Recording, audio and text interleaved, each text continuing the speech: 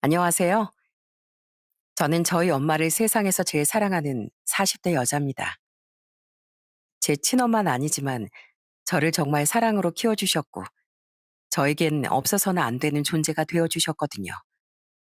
그런데 어떤 못된 인간들은 저희 엄마가 친엄마가 아니라는 이유로 함부로 막말을 짓거리더군요. 저는 이렇게 사연을 쓰면서 그 인간들이 했던 행동에 대해서도 폭로하고 저희 엄마와의 추억도 되살려 보려고 합니다. 끝까지 재미있게 들어주셨으면 좋겠습니다. 전 사실 친엄마에 대한 기억이 거의 없습니다. 제 친엄만 제가 6살 때 사고로 세상을 떠나셨거든요. 그래서 평범한 직장인이던 저희 아빠가 혼자서 절 열심히 키우셨어요. 그러다가 저한테 새엄마라는 존재가 생긴 건 제가 10살 때였습니다. 처음엔 엄마가 생긴 게 마냥 좋기만 했는데 막상 같이 살게 되니까 선뜻 엄마라는 말이 나오지 않더라고요. 그래서 처음엔 아줌마라고 불렀는데 새엄마가 전혀 기분 나빠하지 않으시고 오히려 절 기다려 주시더라고요. 재현아, 아줌마랑 아직 잘 모르는 사이인데 엄마라고 부르기 힘들지?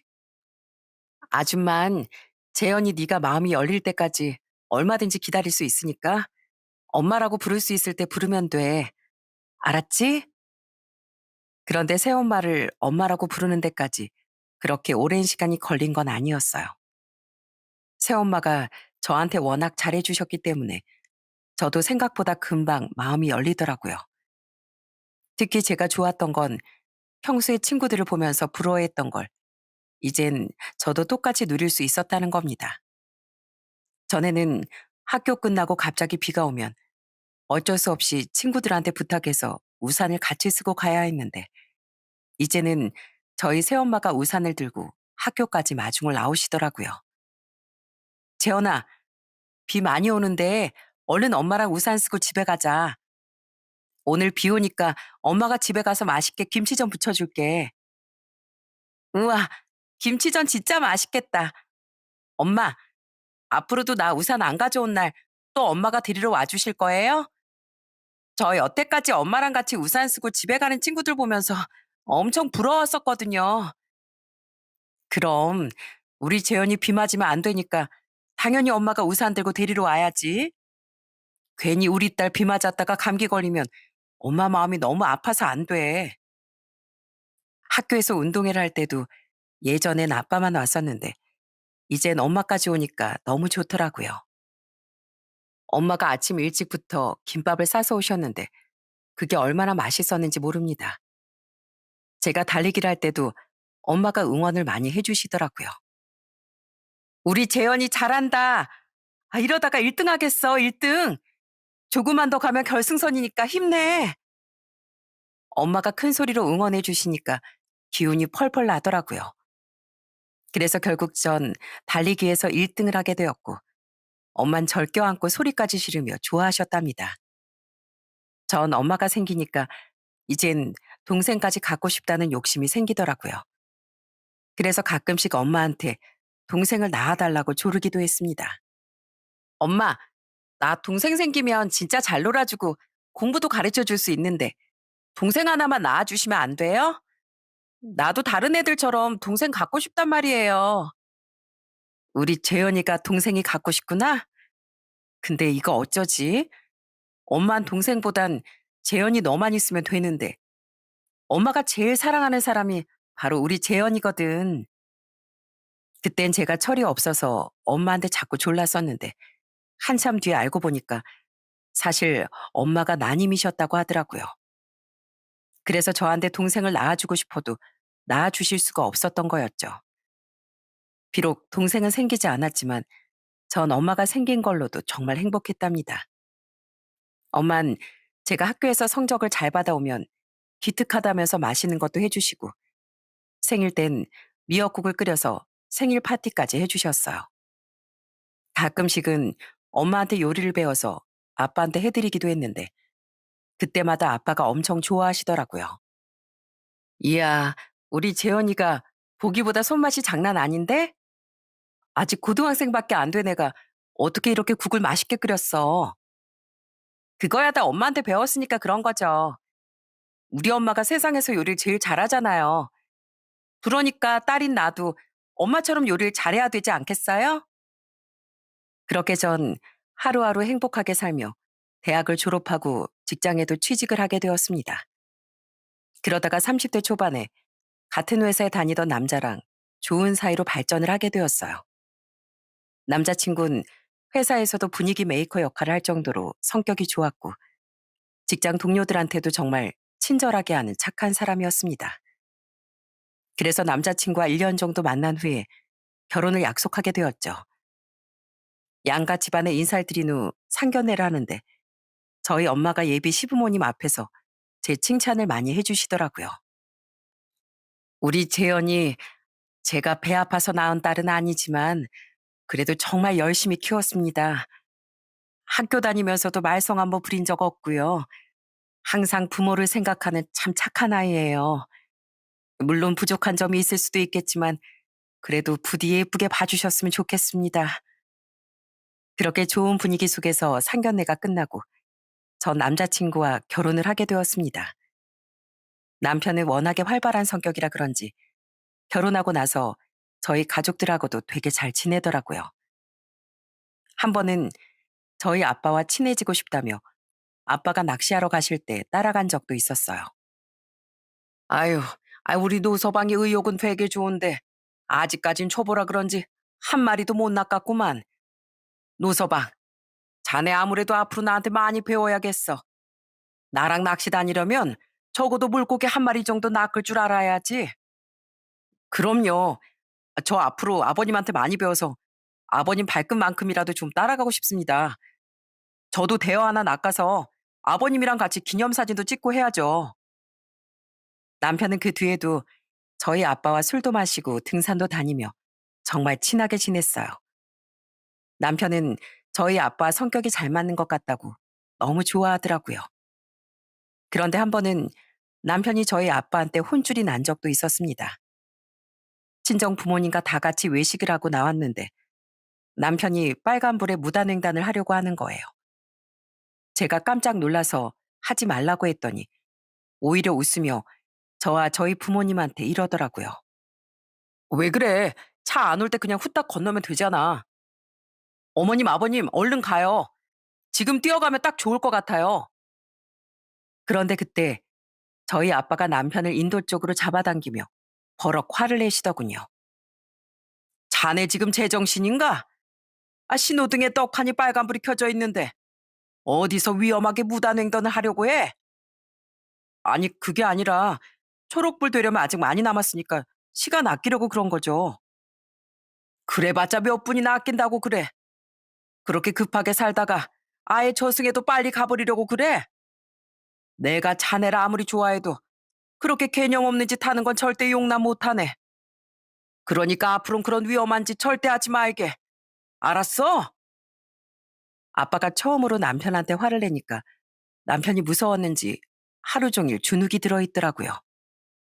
여보, 오늘 보니까 아버님 진짜 무서우시더라. 나 무슨 호랑이한테 잡아먹히는 줄 알았잖아. 그러게 혼날 만한 짓을 왜 해? 우리 아빠 평소엔 누구보다도 잘 웃는 분이시지만 아까처럼 혼날 만한 일하면 엄청 무섭게 변하시는 분이야. 그러니까 앞으로도 제발 그런 위험한 짓 좀 하지 마. 그런데 그 이후 남편은 저희 아빠가 무서워서 그런지 평소보다 더 깍듯하게 대하더라고요. 친정에 가면 누가 시키지도 않았는데 밥그릇을 나르고 뭐든지 다 자기가 하겠다고 나서더군요. 그러다가 한 번은 친정에 갔는데 엄마 아빠가 냉장고 청소를 하고 계시는 걸 보고 자기가 하겠다고 한 적도 있었어요. 아유, 이런 거 하실 거면 절 부르셨어야지. 왜 두 분이서 하고 계세요? 그러지 마시고 제가 오늘 냉장고 청소 담당할 테니까 저한테 맡겨주십시오. 일단 여기 있는 음식 쓰레기부터 버리고 오면 될까요? 그리고 나서 행주 빨아서 냉장고 안쪽까지 박박 닦으면 되겠죠? 그 이후에도 남편은 저희 부모님한테 엄청 잘해드렸어요. 물론 저도 남편이 저희 부모님과 잘 지내는 것처럼 시댁 식구들과 잘 지냈고요. 시모가 집에 소파가 있는데도 소파에 안 앉고 자꾸 바닥에 앉는 습관이 있었는데 아무래도 허리에 안 좋을 것 같아서 제가 좌식 의자를 사드린 적이 있었어요. 다음번에 시댁에 갔는데 시모가 그 의자에 앉아서 마늘을 까고 계시더라고요. 새아가 네가 사준 이 의자 완전 물건이다 물건. 세상에 이렇게 등받이가 있으니까 바닥에 앉아 있어도 허리가 하나도 안 아픈 거 있지? 어머, 편하다고 하시니까 진짜 다행이네요. 저 어머님이 맨날 불편하게 앉아 계시는 것 같아서 걱정했었거든요. 그나저나 무슨 마늘을 그렇게 많이 까세요? 그거 혼자 까려면 힘드실 텐데 저랑 같이 해요. 저 그래도 이런 거 되게 많이 해봤거든요. 그날 한가득 쌓여있는 마늘을 시모와 같이 까면서 수다도 정말 많이 떨었답니다. 시모도 마늘을 까는 절 보고 손이 참 야무지다며 칭찬을 해주셨어요. 전 시부모님뿐만 아니라 시동생과 시누이들이랑도 잘 지내려고 노력했습니다. 그래서 한 번은 날씨가 너무 춥길래 시동생과 시누이들한테 머플러와 장갑을 하나씩 사다 준 적이 있었어요. 그랬더니 다들 너무 좋아하더라고요. 새언니, 저희한테 선물로 너무 좋은 거 사주시는 거 아니에요? 그냥 길거리에 파는 거 사주셨어도 감사히 받았을 텐데, 이건 딱 봐도 재질이 너무 좋잖아요. 이왕 선물할 거 좋은 걸로 하면 좋죠 뭐. 난 우리 아가씨들이랑 도련님한테 선물하는 돈 하나도 안 아까우니까 부담스럽게 생각하지 말고 따뜻하게 메고 다녀요. 괜히 춥게 하고 다니다가 감기 걸리면 고생이잖아요. 제가 그렇게 말하자 옆에서 보고 계시던 시부가 저보고 마음이 참 넓다며 칭찬을 해주시더라고요. 전 그렇게 시댁 식구들과 잘 지내는 게 너무 즐거웠답니다. 그렇게 전 남편과 결혼 생활을 하면서 아들 둘을 낳게 되었어요. 그리고 애들을 키우기 위해 회사를 그만두게 되었습니다. 남편은 그 이후에도 계속 저와 저희 부모님한테 잘하더라고요. 특히 친정에만 가면 평소보다 더 잘하는 것 같았어요. 저희 애들 기저귀도 자기가 갈고 우유도 직접 먹이고 하니까 아빠가 또 칭찬을 하시더라고요. 역시 우리 노서방이 아빠 역할도 잘하는구만. 자네처럼 이렇게 애들한테 많이 신경 써주고 그래야 나중에 애들이 커서도 아빠를 좋아하는 거야. 마누라한테만 다 맡기고 돈만 벌어오는 아빠들은 나중에 자식들한테 외면당하기 쉽거든. 아유, 그러면 절대 안 되죠. 전 무조건 저희 애들한테 좋은 아빠가 될 거예요. 그러려면 지금부터라도 최대한 잘해야죠. 그러자 엄마도 우리 사이 예쁘다면서 맛있는 음식도 해주시고 남편이 먹는 걸 흐뭇하게 지켜보시더군요. 우와, 역시 우리 장모님 음식이 최고네요. 장모님, 저 장모님 음식 맨날 먹고 싶은데 그냥 아예 여기에 눌러 살까요? 으이구, 아이 농담도 참. 내가 해주는 음식 먹고 싶다고 여기에 눌러 살면 되겠나? 그러지 말고 내가 해주는 거 먹고 싶을 때마다 언제든지 우리 집에 오게. 미리 말만 하면 내가 재료 사다가 다 해줄 테니까. 전 남편이 저희 부모님과 잘 지내니까 너무 좋더라고요. 하지만 가끔은 남편이 이해되지 않을 때도 있었어요. 지난번에 무단횡단을 하려고 했던 것도 그렇지만 같이 살다 보니 남편이 자꾸 매너 없는 행동을 할 때가 있더라고요.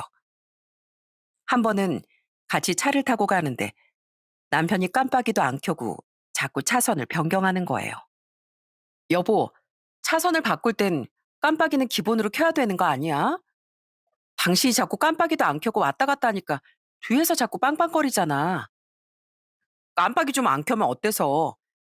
운전하다 보면 나 말고도 깜빡이 안 켜는 차들이 얼마나 많은 줄 알아? 다른 차들도 안 켜고 다니는데 왜 나만 그런 거 다 지키고 다녀야 돼? 그러다가 사고 날 수도 있으니까 그렇지. 당신이 그렇게 깜빡이도 안 켜고 갑자기 끼어들었다가 뒷차가 박으면 어떡할 건데? 그럼 뒷차 잘못이지 뭐. 운전은 원래 다 눈치껏 해야 되는 건데 앞차가 깜빡이 좀 안 켰다고 박을 정도면 운전을 하면 안 되는 사람인 거야. 그런데 남편은 그 이후에도 가끔씩 이해되지 않는 행동을 하더라고요. 한 번은 같이 외식을 하러 갔는데 손님이 많아서 줄을 서서 대기를 해야 되는 상황이었어요. 그런데 남편은 거기서도 새치기를 하려고 하더라고요. 제가 그때도 너무 쪽팔려서 남편 손을 붙잡고 그냥 다른 식당으로 가자고 나와버렸습니다. 보통 사람이라면 상식적으로 하지 않을 행동을 왜 자꾸 아무런 죄책감 없이 하는 건지 이해가 되지 않았어요. 그래도 가끔 그럴 때만 빼면 저한테도 잘해주고 저희 부모님한테도 잘했기 때문에 결혼 생활에 큰 문제는 없었습니다. 하지만 제가 결혼한 지 10년쯤 되었을 때 저희 집에 안 좋은 일이 일어나고 말았어요. 어느덧 70대가 되신 저희 아빠가 폐렴에 걸리고 말았거든요. 연세가 있으시다 보니 좀 위험하다고 해서 입원까지 하게 되었습니다. 저랑 엄만 아빠가 너무 걱정되어서 수시로 병원에 찾아가 병간호를 해드렸어요. 아빠, 괜찮으세요? 기침을 이렇게 많이 해서 어떡해요. 빨리 나으셔야 제가 몸에 좋은 음식이라도 좀 해드릴 텐데. 이제 초등학교 저학년이 된 저희 애들도 걱정을 많이 하더군요. 할아버지, 아프지 마세요. 할아버지처럼 멋있는 사람은 아프시면 안 된단 말이에요. 얼른 나와서 저희랑 같이 동물원도 놀러 가요. 네? 아이고, 우리 예쁜 손주들, 이 할아버지가 꼭 나와서 너희들이랑 손잡고 여기저기 많이 놀러 다니마. 그러니까 할아버지 너무 걱정하지 마렴. 남편도 호랑이 같던 저희 아빠가 어떻게 저렇게 아프실 수가 있냐며 이 상황이 믿어지지 않는다고 하더군요. 남편은 저희 아빠가 90살, 100살까지 정정하실 줄 알았대요. 그런데 남편 말대로 정말 그랬다면 얼마나 좋았을까요? 하지만 정말 불행하게도 저희 아빠는 폐렴이 심해져서 결국 돌아가시고 말았습니다. 그때 저도 하늘이 무너지는 것 같았지만 저희 엄만 거의 실신하다시피 하셨어요. 여보, 가지 마. 나 당신 없으면 못 사는 거 알면서 날 두고 이렇게 떠나가면 어떡해? 갈 거면 차라리 나까지 데려가든가. 나 혼자 이렇게 남겨두면 난 어떻게 살라고? 아빠의 장례식을 치른 후 엄만 하루하루 너무 힘들어 하셨어요. 제가 걱정돼서 자주 찾아뵀는데 밥도 잘 안 드시고 맨날 아빠 사진을 보면서 눈물을 흘리시더라고요. 또 어쩔 땐 아침 일찍 저한테 전화해선 펑펑 우실 때도 있었어요. 재현아, 오늘 네 아빠가 내 꿈에 나왔는데 너무 가슴이 아프더라. 이 아빠 떠나기 전 모습처럼 병실에 누워서 기침을 심하게 하는데 내가 해줄 수 있는 게 아무것도 없어서 가슴이 찢어지는 줄 알았어. 마지막까지 그렇게 아프다가 갔으니 얼마나 힘들었겠니. 나 진짜 네 아빠 생각만 하면 속상해서 살 수가 없다. 그러다 보니 전 엄마가 걱정돼 더 챙겨드릴 수밖에 없었죠. 그때 당시 저도 다시 직장을 구해 일을 하고 있었는데 퇴근하고 나면 엄마 집에 들러서 저녁도 챙겨드리고 엄마와 같이 시간을 좀 보내고 오곤 했습니다. 주말에도 엄마가 계속 방에서 우울해하시는 것 같아 일부러 기분 전환 시켜드리려고 여기저기 모시고 갔어요. 엄마, 오늘 날씨 진짜 좋죠? 햇빛도 쨍쨍하고 미세먼지도 하나도 없으니까 하늘이 너무 예쁘지 않아요? 이런 날 햇볕 쬐면서 산책도 하고 그래야 비타민 D도 합성되고 좋은 거예요. 그러니까 오늘은 따뜻한 햇살 맞으면서 저랑 같이 한번 걸어봐요. 저한텐 엄마가 정말 소중했기 때문에 엄마가 얼른 기운을 차리시는 게 1순위였어요. 그래서 최대한 엄마를 챙겨드리려고 많이 노력했습니다. 그런데 자기 일이 아니라서 이해를 못하는 걸까요? 어느 순간부터 저희 남편이 제가 엄마를 챙겨드리는 걸 안 잊고 하는 것 같더라고요. 한 번은 제가 퇴근하고 또 엄마 집에 간다고 하니까 다짜고짜 저한테 짜증을 내는 거예요. 뭐? 오늘도 장모님 댁에 간다고? 아니, 갈 거면 애들이라도 좀 데리고 가던가. 아, 당신이 자꾸 장모님 댁에 가는 바람에 맨날 저녁에 내가 애들 봐야 되잖아. 한두 번도 아니고 도대체 이게 몇 번째야? 아니, 우리 아빠 돌아가시고 나서 지금 우리 엄마가 얼마나 힘들어 하시는데 당신은 그것도 이해 못 해줘? 그리고 당신이 애 아빠인데 저녁에 애들 좀 보면 어때서 그래? 전 그렇게 말하고선 그날도 엄마한테 갔다 왔습니다. 그런데 남편이 그걸 시모한테 일렀는지 다음날 퇴근 시간에 시모한테서 전화가 오더라고요. 예, 너 우리 아들한테 얘기 들어보니까 요즘에 네 엄마 챙긴다고 우리 아들 저녁밥도 안 차려준다며? 아무리 친정엄마가 중요해도 그렇지. 네 남편부터 챙겨야 될 거 아니야. 솔직히 말해서 네 엄마 친엄마도 아니잖아. 이제 아버지까지 돌아가셨으니까 남남이나 마찬가지인데 왜 우리 아들까지 등한시하면서 너희 엄마를 챙기냐 말이야. 세상에, 전 그 얘기를 듣고 정말 기가 막히더군요. 새엄마든 친엄마든 간에 저한텐 똑같은 엄마 아닌가요? 어머님, 무슨 말씀을 그렇게 하세요? 저희 엄마가 비록 절 낳진 않으셨어도 저한텐 친엄마나 마찬가지인 분이세요. 엄마가 그렇게 힘들어 하시는데 제가 딸 입장에서 어떻게 외면을 해요? 그건 모르겠고 나한테 내 아들 밥이 더 중요해. 너 내일부터 내가 검사할 테니까 우리 아들 저녁 차려주고 나서 나한테 사진 찍어서 보내. 알았어? 시모는 그렇게 말하고선 전화를 끊어버리더군요. 하지만 제가 미쳤습니까? 남편 밥 차려주는 식모도 아닌데 저녁 사진까지 찍어서 보내게요? 저는 말도 안 되는 요구라고 생각해서 당연히 사진을 안 보냈는데 다음날 시모가 또 화나선 저한테 또 전화를 하더라고요. 너 내가 사진 보내라니까 왜 안 보냈니? 너 이런 식으로 시애미 말을 무시할래? 아니, 어머님 아들 밥 먹는 거 궁금하시면 어머님 아들한테 직접 찍어달라고 하시면 되지. 왜 저한테 찍어달라고 하세요? 제가 집에 반찬 다 해놨으니까 본인이 알아서 차려 먹겠죠. 설마 나이가 40도 넘었는데 그것도 못 차려 먹겠어요? 만약에 진짜로 그 정도도 못하는 거면 어머님이 아들 잘못 키우신 거니까 어머님이 직접 밥 차려주시면 되겠네요. 뭐라고? 야, 너 뭐라고 했어? 이게 진짜 보자 보자 하니까 버르장머리가 없네. 시모는 저한테 버르장머리가 없다고 소리를 질렀지만 제가 그렇게밖에 대응할 수 없게 한 건 바로 남편과 시모였어요.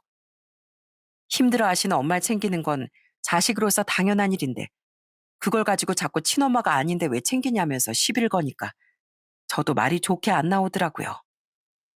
그런데 더 어이없는 건 뭔 줄 아십니까?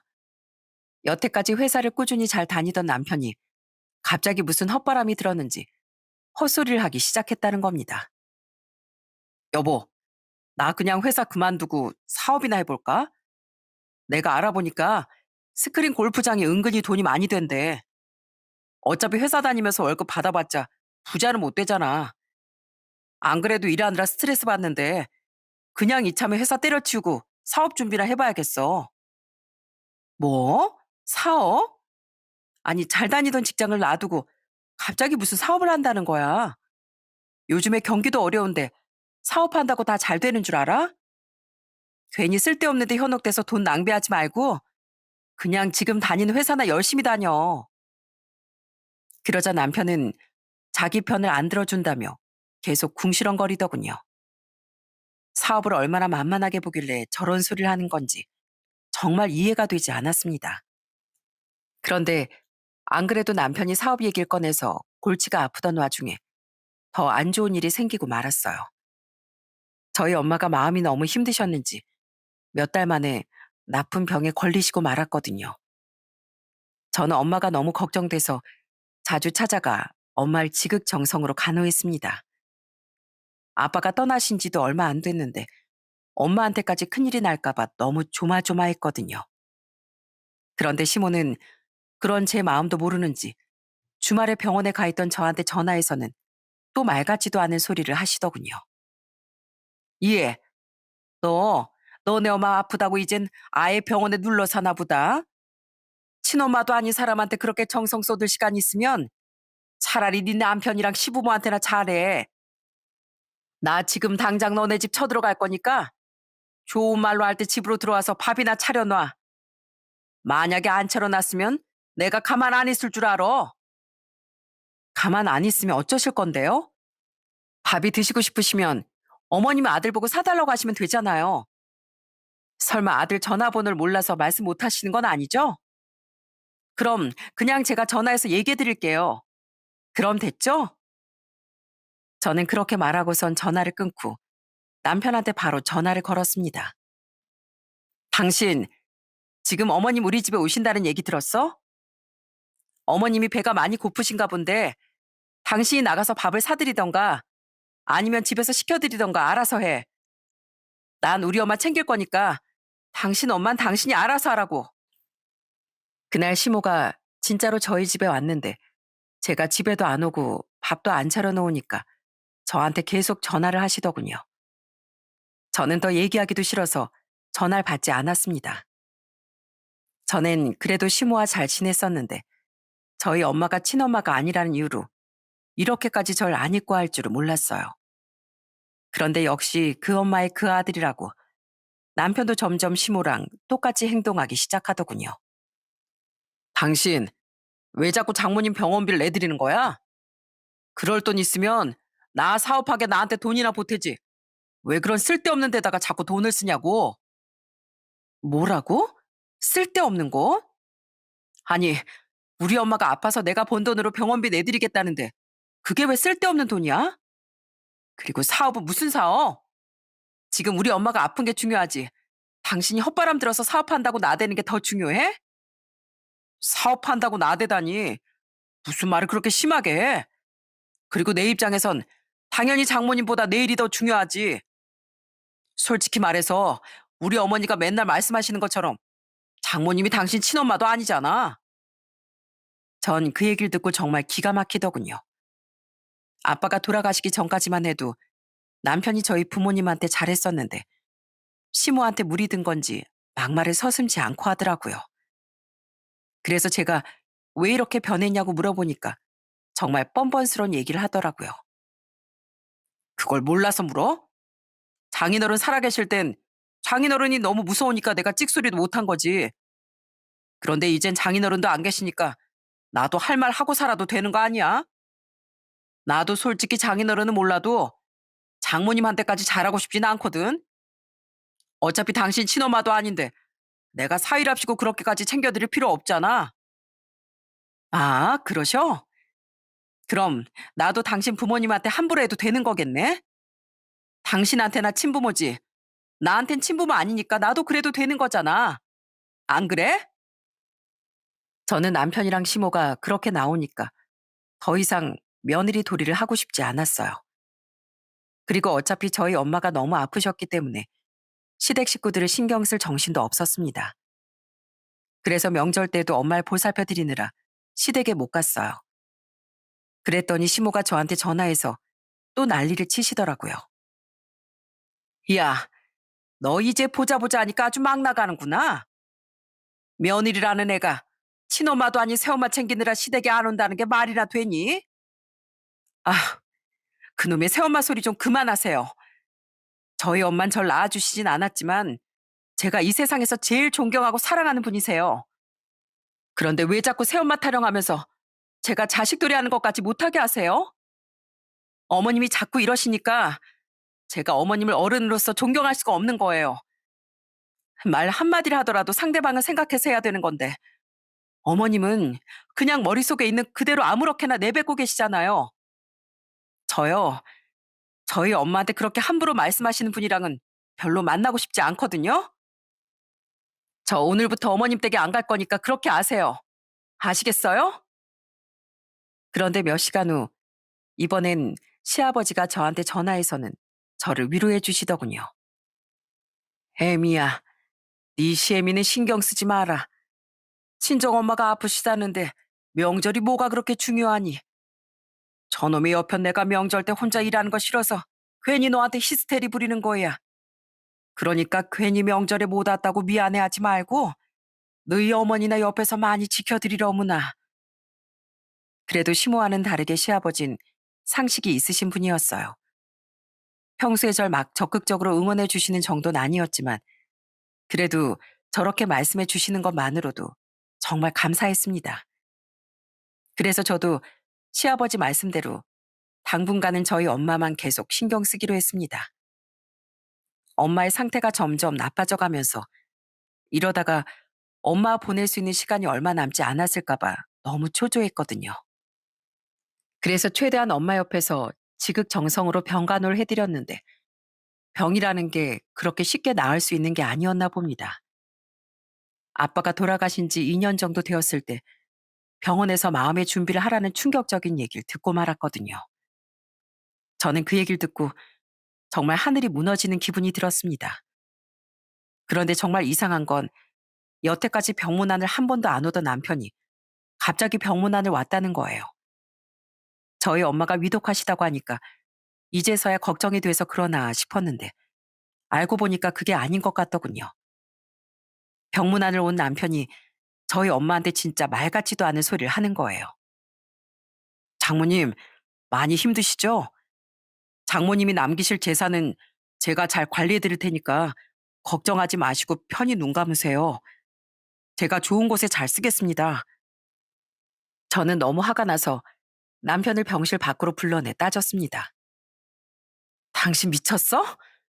우리 엄마 얼른 돌아가시라고 제사 지내는 것도 아니고 무슨 재산을 잘 관리해 드릴 테니까 편히 눈을 감으시라는 거야? 아니, 그냥 장모님이 걱정하실까 봐 하는 얘기지. 뭘 그런 걸 가지고 나한테 화까지 내고 그래. 당신 진짜 너무 예민한 거 아니야? 어이없게도 남편은 그렇게 말하더니 통화를 한다면서 밖으로 나가버리더군요. 전 남편한테 마저 따져봐야겠다고 생각하고 남편 뒤를 조용히 따라갔어요. 그런데 병원에 사람이 많아서 그런지 남편은 제가 따라가는 줄도 모르고 밖에 나가서 누군가와 통화를 시작하더군요. 통화 내용을 들어보니 시모랑 통화를 하는 것 같았는데 그 내용이 정말 충격적이었습니다. 어머니, 병원에서 그러는데 우리 장모님 이제 살 날 며칠 안 남으셨대요. 장모님 돌아가시면 보험금이랑 재산이랑 합쳐서 애들 엄마가 한 5억 정도 물려받을 것 같은데 그걸로 사업하면 딱 좋을 것 같지 않아요? 안 그래도 지금 사업 자금 없어서 고민하고 있었는데 잘 됐죠 뭐. 세상에, 저희 엄마가 떠나실 날이 얼마 안 남았다는데 이게 사위로서 할 소린가요? 저는 도저히 참지 못하고 남편의 휴대폰을 빼앗아 전화를 끊어버린 후 남편한테 소리를 질렀습니다. 당신 지금 뭐 하는 거야? 우리 엄마 돌아가시면 우리 엄마 유산으로 사업을 하겠다고? 당신 이제 보니까 진짜 재활용도 불가능한 쓰레기였구나. 당신 설마 그놈의 재산 받고 싶어서 우리 엄마 빨리 세상 떠나게 빌고 있는 거야? 그래서 어머님한테 전화해서 그딴 헛소리나 짓거리고 있는 거냐고. 뭐야? 당신이 여기 왜 있어? 왜 여기 있긴? 아까 우리 엄마 앞에서 말 같지도 않은 소리를 하길래 따지려고 따라왔다. 그런데 이젠 하다 하다 별 개똥 같은 소리를 다 하는구나. 야, 너 같은 건 이제 우리 엄마 사이도 아니고 내 남편도 아니야. 너 같은 게 여기 있으면 우리 엄마한테 부정 타니까 당장 여기서 나가. 이 병원에 얼씬도 하지 말라고. 알았어? 남편이 계속 당황해서 어버버거렸지만 전 그러거나 말거나 그냥 남편을 아예 쫓아내버렸어요. 전 엄마가 제 곁을 떠날까봐 하루하루가 너무 조마조마한데 어떻게 남편이란 인간이 저런 말을 할 수가 있는지 정말 기가 막히더라고요. 마음 같아선 당장이라도 남편과 이혼을 하고 싶었지만 일단 저희 엄마가 위독한 상태였기 때문에 엄마한테 집중하는 게 먼저라는 생각이 들었습니다. 그런데 제가 엄마를 위해서 매일 울며 빌었던 게 효과가 있었던 걸까요? 의사가 마음의 준비까지 하라고 했는데도 불구하고 저희 엄만 계속 이승의 끈을 놓지 않고 계셨습니다. 그래서 전 하루를 1년같이 엄마 옆에서 매일매일 지켜드렸어요. 그런데 그 와중에도 남편은 정신을 못 차리고 자꾸 사업한답시고 이것저것 알아보는 것 같더라고요. 사업차 관련된 사람들 만난다면서 여기저기 쏘다니긴 하고 정말 가관도 아니었답니다. 그런데 2주 뒤 정말 어이없는 소식이 들려오게 되었어요. 남편이 또 사업한답시고 사람을 만나러 갔다가 교통사고를 당해서 병원에 실려갔다는 겁니다. 그놈의 무단횡단을 또 하는 바람에 다리를 크게 다쳐서 큰 수술까지 받는다고 하더라고요. 하지 말아야 될 짓을 해서 스스로 그렇게 된 것이기 때문에 안쓰럽다는 마음도 들지 않았습니다. 그런데 시모는 남편이 다쳤는데 왜 안 오냐고 저한테 전화를 해서 난리를 치더군요. 그래서 아예 입원에 가서 단판을 지어야겠다는 생각으로 병원에 찾아갔어요. 남편이 수술을 받고 막 나온 상태였는데 시모가 아주 울고불고 난리를 치더라고요. 우리 아들 불쌍해서 어떡하니. 내가 귀하게 키운 아들 몸이 저렇게 상해서 어떡하냐고. 애미 너, 내가 그래서 네 엄마만 챙기지 말고 내 아들도 좀 챙기라고 했지? 네가 친엄마도 아닌 너네 엄마 때문에 병원 들락날락거리느라 우리 아들은 등한시하는 바람에 이렇게 된 거 아니야. 우리 아들이 사업한다고 사람 만나러 가면 네가 차로 좀 태워다 주면서 편하게 왔다 갔다 할 수 있게 해줘야지. 왜 우리 아들이 이 지경까지 되게 만들어? 참, 본인이 무단횡단하다가 사고 난 게 왜 제 책임이에요? 제가 언제 이 인간한테 무단횡단하라고 시켰어요? 그러게 어머님이 그런 기본적인 건 제대로 교육을 시키셨어야죠. 전 너무 화가 나 시무하고 계속 말싸움을 했습니다. 그러다 보니 남편이 조금씩 정신이 드는지 눈을 뜨고 대화에 끼어들더라고요. 어머니, 너무 걱정하지 마세요.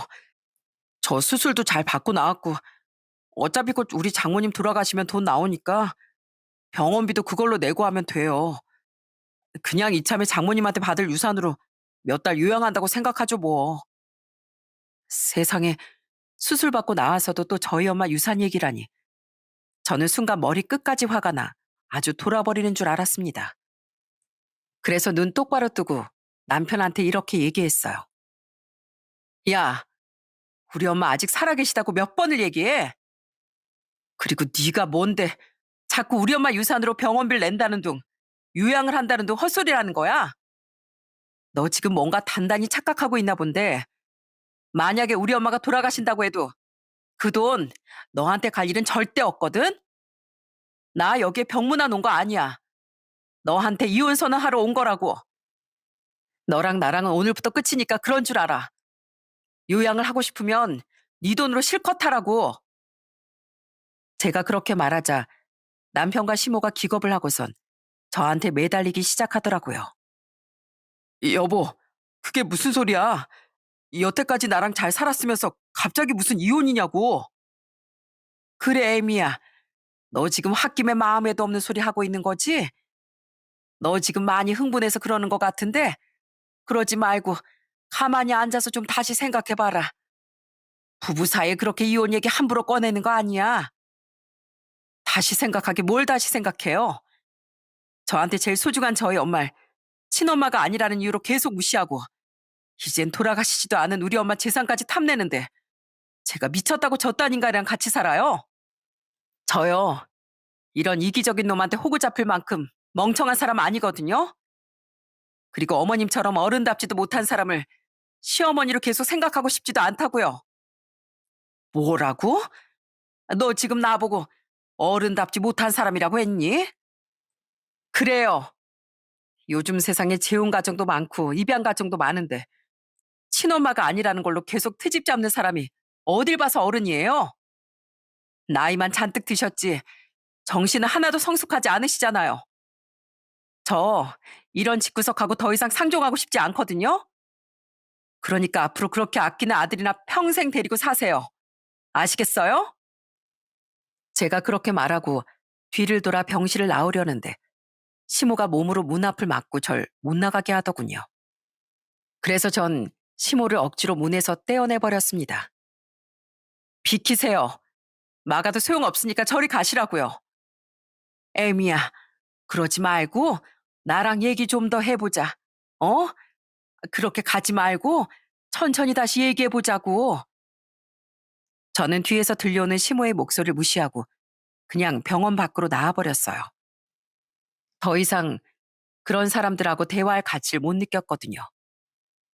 그렇게 전 남편과 시모한테 이혼 선언을 한 후 엄마만 지극정성으로 보살폈습니다. 저한테 누구보다도 엄마가 제일 중요했으니까요. 엄마, 세상엔 생각지도 못한 기적도 있대요. 엄마도 기적처럼 건강해져서 다시 나랑 행복하게 지낼 수 있어요. 그러니까 포기하지 말고 조금만 더 힘내봐요. 나 엄마 없인 진짜 못 살 것 같단 말이에요. 전 하루하루 엄마 손을 꼭 붙잡고 제발 제 곁을 떠나지 말아달라고 빌고 또 빌었습니다. 하지만 엄마의 얼굴에선 하루가 지날수록 점점 생기가 없어지더라고요. 그러다가 하루는 엄마가 잘 나오지도 않는 목소리로 저한테 말씀하시더군요. 재현아, 내가 그래도 운 좋게 며칠 더 너랑 지낼 수 있었지만 이젠 그것도 끝인 것 같구나. 그런데 재현아, 난 지금 당장 이 세상을 떠나더라도 후회되는 게 하나도 없어. 처음 널 만났을 때 쑥스러워하면서도 날 아줌마라고 부르던 네가 너무 사랑스러웠고 네가 날 엄마로 인정해준 후엔 너랑 같이 지내는 하루하루가 너무 행복했거든. 엄마한텐 항상 너밖에 없었던 거 알지? 엄마가 곁에서 늘 응원할 테니까 앞으로 절대 용기 잃지 말고 잘 살아가렴. 엄마, 무슨 그런 말씀을 하세요? 그러지 말고 그냥 앞으로도 저랑 같이 지내면 되잖아요. 저 엄마랑 오래오래 맛있는 것도 많이 먹고 재미있는 거 많이 다니면서 행복하게 지내고 싶단 말이에요. 제가 엄마 옆에서 펑펑 울면서 애원했지만 엄만 더 이상 말씀도 안 하시고 희미한 미소만 지으시더군요. 결국 엄만 제가 남편한테 이혼을 선언한 지 일주일 만에 돌아가시고 말았습니다. 저는 감당할 수 없는 슬픔에 주저앉고 말았어요. 엄마, 나 엄마 없이 못 살아요. 아빠도 없는데 이제 엄마까지 가버리면 난 어떡하라고요. 엄마 내 세상의 전부인데 내가 앞으로 엄마 없이 어떻게 살아가냐고요. 아빠를 잃은 지 2년 만에 엄마까지 돌아가시니 정말 제정신이 아니었습니다. 하지만 저한텐 해야 할 일이 있었기 때문에 억지로라도 정신을 붙들어야 했어요. 저한텐 남편과 이혼을 해야 된다는 아주 중요한 숙제가 남아 있었거든요. 남편이 저와 절대 이혼을 못한다고 하길래 결국 전 이혼 소송을 걸 수밖에 없었어요. 그런데 남편은 제가 엄마한테 물려받은 유산이 재산 분할 대상이 아니라는 걸 알게 되고선 저한테 울고불고 매달리기 시작하더라고요. 여보, 지금 내가 교통사고 나서 다리 이렇게 됐다고 날 버리는 거야? 당신 원래 이런 사람 아니었잖아.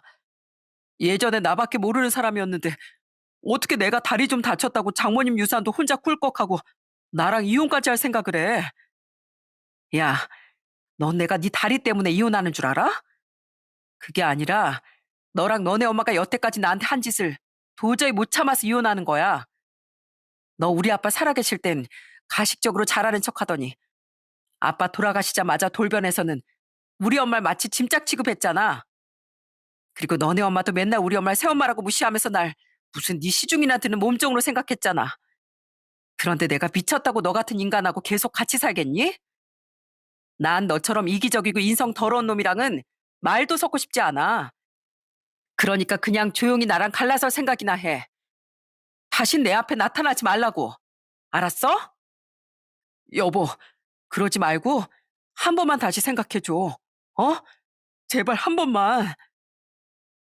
남편이 저한테 계속 매달린 건 아마 저희 엄마의 유산이 아쉬워서였을 겁니다. 그 돈이면 본인이 하고 싶었던 사업을 할 수 있을 거라고 생각했을 테니까요. 하지만 제가 그렇게 되는 걸 용납하겠습니까?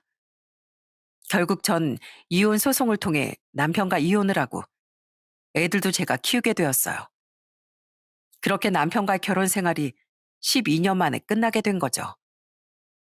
그 후 전 엄마가 사시던 집을 차마 팔 수가 없어 애들이랑 같이 그 집에 들어가 살게 되었습니다.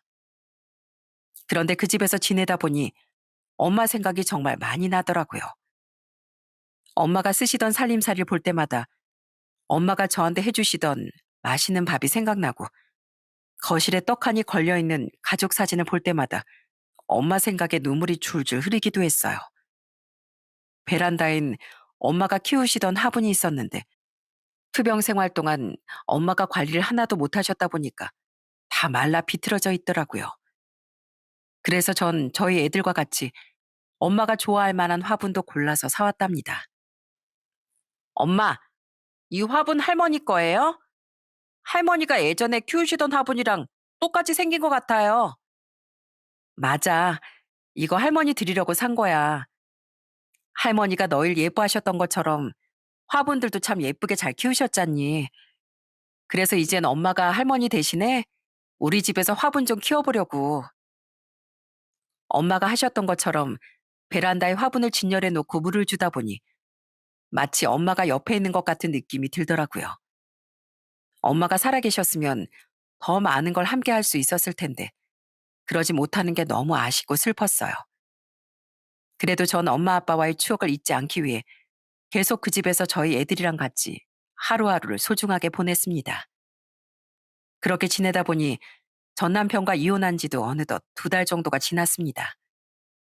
전 남편은 하반신 마비까지는 아니지만 아직도 휠체어 신세를 지고 있다고 하더라고요. 재활도 하고 있다고 하는데 얼마나 오래 치료를 해야 원래 상태로 돌아올 수 있는진 저도 모르겠어요. 그러게 왜 하지 말라는 무단횡단을 해서 본인 신세를 본인이 직접 망치는지 모르겠더군요. 그래도 뭐 이젠 저와 상관없는 사람이니까 다시 예전처럼 2발로 걷게 되든 말든 신경 안 쓰려고 합니다. 옛말에 나은 정보다 기른 정이 더 크다라는 말이 있죠. 저희 엄만 저를 낳아준 친엄마는 아니었지만 그래도 저한테 무한한 사랑을 주신 정말 훌륭한 분이었습니다. 저희 엄마가 모든 걸 다 바쳐서 절 키워주셨기 때문에 지금의 제가 있는 거라고 생각해요. 만약에 엄마가 아니었다면 전 평생 엄마의 사랑이 뭔지도 모르고 자랐을 테니까요. 제가 이 사연을 통해 전 남편과 전 시모의 만행을 속 시원하게 털어놓고 싶은 것도 있었지만 하늘나라에 계신 저희 엄마한테 영상 편지라도 하나 남기고 싶은 마음에 사연을 쓰게 된 것도 있습니다. 엄마한테 못다한 말을 이 유튜브 사연을 계기로 얘기하고 싶었거든요. 그럼 전 저희 엄마한테 하고 싶은 말을 짧게나마 남기며 이 사연을 마치도록 하겠습니다. 엄마, 하늘나라에서 아빠랑 만나서 편하게 잘 지내고 계시죠? 전 요즘 엄마가 절 키워주신 것처럼 저희 애들한테도 엄마로서 최선을 다하려고 노력하고 있어요. 엄만 저한테 정말 소중한 사람이고 또 제 롤 모델이기도 하거든요. 엄마, 나중에 하늘나라에서 만나게 되면 우리 다신 헤어지지 말고 영원히 같이 살아요. 아셨죠? 그땐 엄마 품에 쏙 안겨서 절대로 안 떨어질 거예요. 엄마, 그럼 다시 만날 수 있는 그날까지 웃으면서 잘 지내고 계세요. 엄마 정말 사랑합니다. 엄마의 하나뿐인 딸 재현이가.